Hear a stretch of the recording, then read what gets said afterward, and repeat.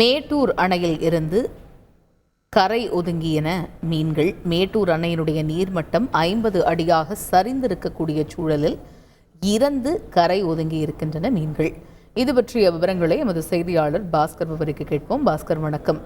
மீன்கள் கரை ஒதுங்கி இருக்கிறது, டன் கணக்கில் மீனவர்கள் அள்ளி சென்றிருக்கிறார்கள். இதற்கு என்ன காரணம்? முழு விவரங்கள் என்ன?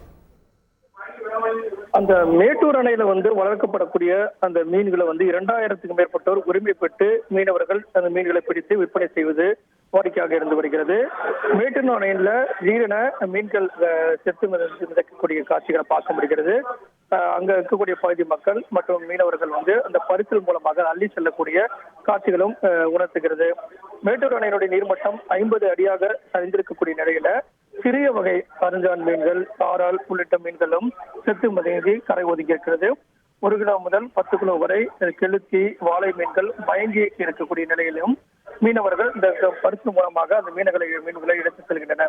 இது குறித்து மீன்வளத்துறை அதிகாரிகளை தொடர்பு கொண்டு கேட்டபோது இது அந்த மேட்டூர் அணையில நீர்ல ரசாயன கழிவு கலப்பதன் காரணமாக மீன்கள் செத்து மிதக்கின்றன அல்லது ஆக்சிஜன் பற்றாக்குறையின் காரணமாக சுவாச கோளாறு ஏற்பட்டு மீன்கள் செத்து மிதக்கின்றன என்பது குறித்து அந்த நீரினுடைய மாதிரிகளையும் செத்து மிதந்த மீன்களையும் ஆய்வுக்காக நாங்கள் எடுத்து சென்றிருக்கிறோம். ஆய்வினுடைய முடிவின் அடிப்படையில அது குறித்தான தகவல்கள் தெரிய வரும்.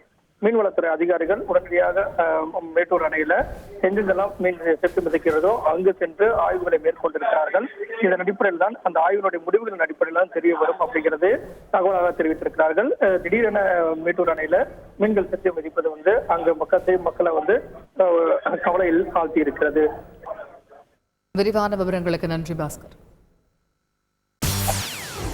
செய்திகளை உடனுக்குடன் தெரிந்து கொள்ள உடனே சப்ஸ்கிரைப் பண்ணுங்க.